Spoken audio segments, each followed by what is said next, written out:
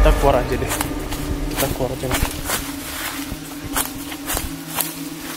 Aku lihat seperti 3 orang. Selamat malam mata-mata gaib, bareng saya Arman dan juga Mas Febri. Kali ini kita akan melanjutkan penelusuran di lokasi yang ada banyak sekali cerita janggal di sini. Yang pertama, saya dapat cerita bahwa di tempat ini pernah ada orang tuh melahirkan, ditolong sama orang lokal sini, ya mungkin bidan di sini.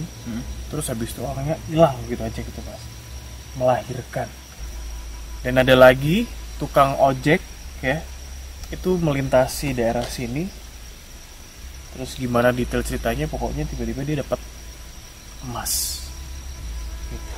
Tapi sebenarnya itu apa Mas Febri? Ya, kalau yang saya lihat ya Mas ya, yang saya orang melahirkan terus orang yang kayak nemu emas itu. Setelah saya datang ke sini, memang yang saya tangkap itu memang itu kisah nyata gitu. Kenapa saya bisa bilang seperti itu? Karena yang saya lihat di sebelah sana Mas ya, ke kanan kita, di kanan kita itu ada satu perkampungan gaib, dan sosok-sosoknya itu aktivitasnya itu seperti manusia. Jadi kayak mungkin kalau di bangsa kita kayak pekerjaan seperti itu mirip dengan dunia manusia gitu Mas. Ya. Tapi berarti bukan kerajaan ya, cuma perkampungan saja ya? Ya, kalau kerajaan Bukan. Kalau saya lebih ke perkampungan gaib gitu. Kalau dari segi titik nih Mas Febri, ini kan sebenarnya jalan tikungan ya? Tikungan. Mas Febri dari tadi nunjuk bagian sebelah kanan, artinya ada hutan dan beberapa apa tuh namanya, kayak pepohonan di situ lah. Ya. Berarti di daerah situ Mas Febri? Kalau yang saya tahu, yang saya lihat gitu ya, perkampungan gaib itu ada di, kalau kita dari sini sebelah kanan kita, apa itu kebun yang sebelah kanan itu, yang di seberang sungai.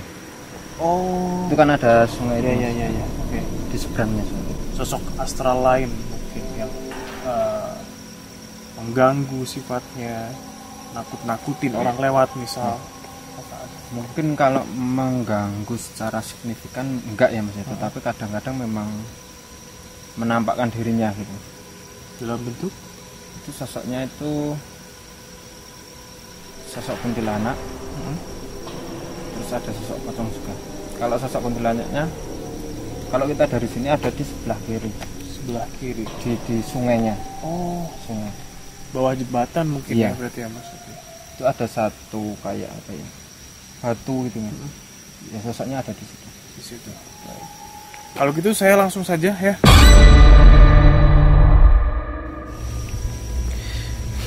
Jadi ini saya berjalan ke lokasi yang ditunjukin. Jalannya sudah cor,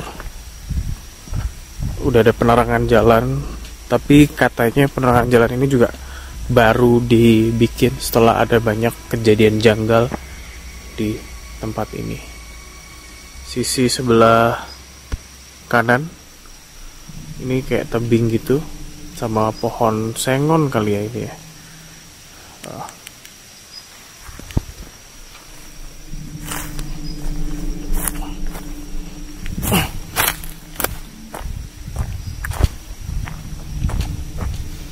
Bismillahirrahmanirrahim.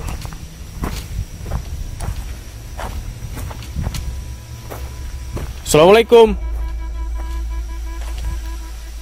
Ini kita di sisi yang sebelum jembatan, karena jembatannya itu cuy. Nah, saya tertarik dengan tempat ini. Ini ada bangunan, depan juga ada bangunan. Kita ke yang paling jauh dulu. Bismillah. Assalamualaikum.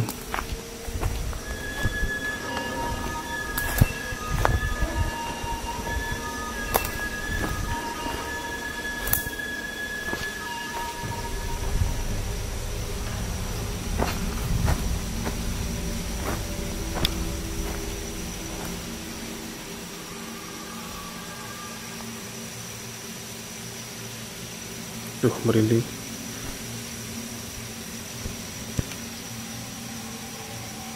pohon bambu.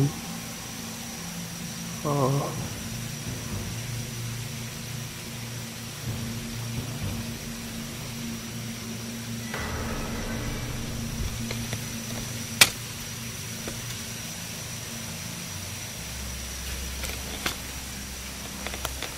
Dan sesuatu yang saya rasakan adalah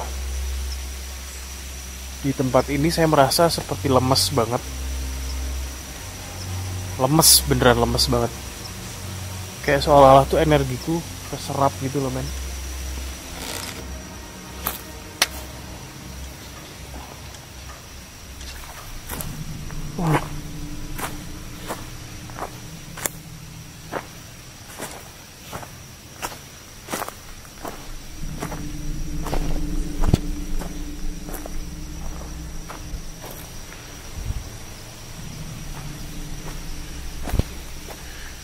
Ini ada bangunan.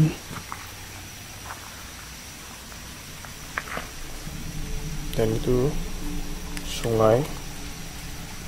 Kayak kali cilik gitu loh.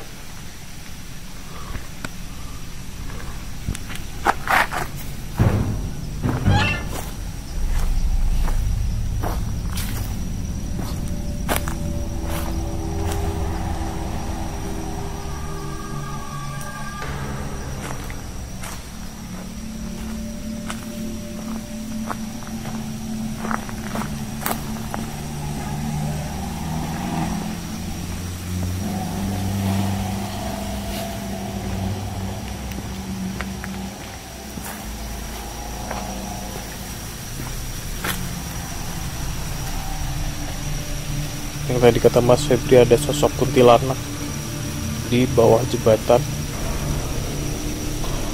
Permisi. Assalamualaikum. Assalamualaikum.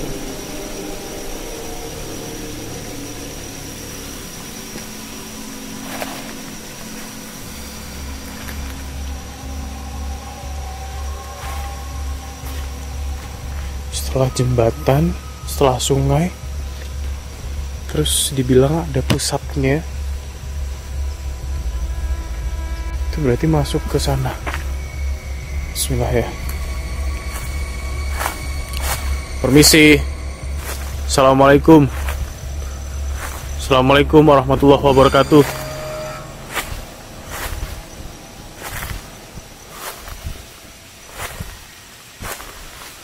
La haula wala quwata illa billahil aliyil azim. La haula wala quwata illa billahil aliyil azim.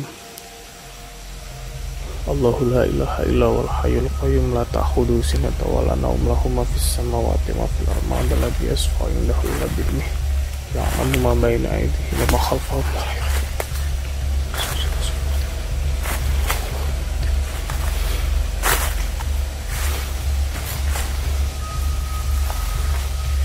Permisi. Batu besar.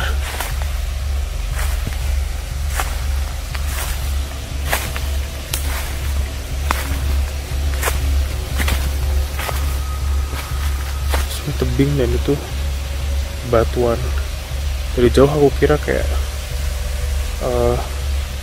apa tuh namanya? Bangunan, ternyata batu. Oke.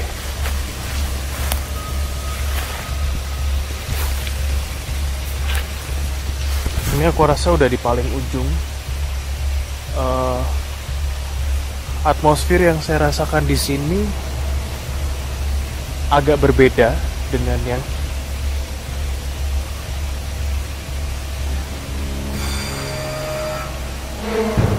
sebelah sana. Tapi kita keluar aja deh. Kita keluar aja. Aku lihat seperti 3 orang manusia gitu tadi di depanku, siluet. Oke. Jadi atmosfernya tidak selemes yang di sebelah sana. Di sini jauh terasa welcome menurut saya, tapi terasa ada sesuatu yang berbeda sih. saya belum mendapati seperti interaksi apa namanya orang ngobrol atau apa seperti biasanya aku nge-explore perkampungan gaib ya. Tapi coba nanti detailnya saya ngobrol sama Mas Febri. Oke.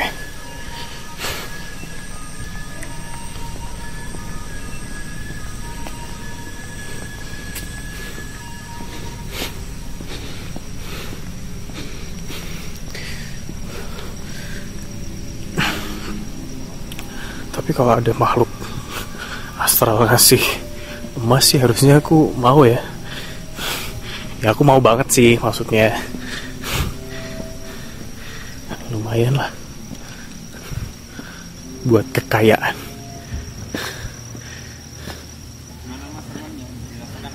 Mas Feb, ini lokasi bisa dibilang sangat unik ya, Mas Febri. Jadi yang pertama ini kan pinggir jalan, ya kan, pinggir jalan. Dari yang tadi Mas Febri sebutin, mulai yang pertama adalah sisi sebelah kanan depan yang kuntilanak ya, sarang kuntilanak, ada batu besar di bawah jembatan, sama sisi sebelah seberang sungai itu. Seberang sungai. Waktu mengeksplor daerah sini yang ada bangunan terbengkalai dua itu, rasanya lemes banget Mas Feb. Lemes banget, kayak lemes banget.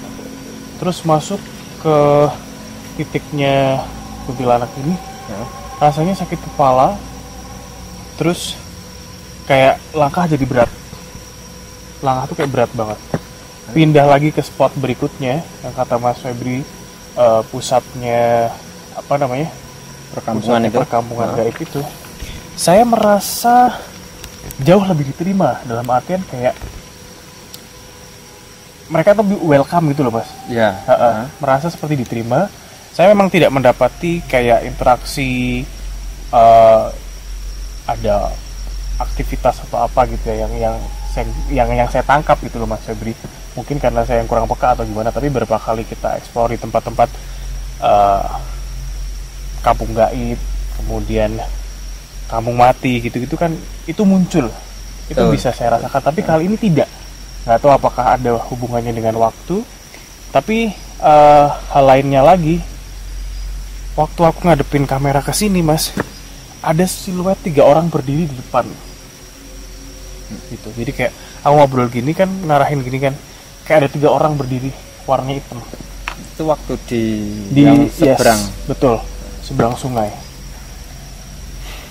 Jadi memang gini Mas, pada waktu Mas Arman menuju ke yang di seberang itu ya Mas, yang perkampungan itu, memang sosok-sosok yang ada di situ kalau menurut saya itu sosoknya itu kayak, kalau orang yang datang di situ dengan niatan baik ya, tidak mempunyai niatan yang buruk ya, akan diterima dengan sosok yang ada di situ.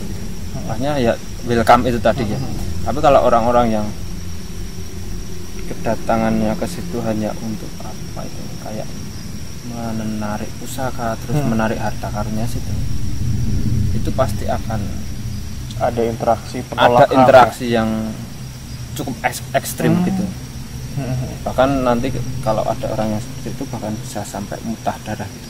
Oke, serem juga ya. Jadi memang di situ memang banyak tertanam benda pusaka dan kayak apa ya, harta karun itu tadi gitu.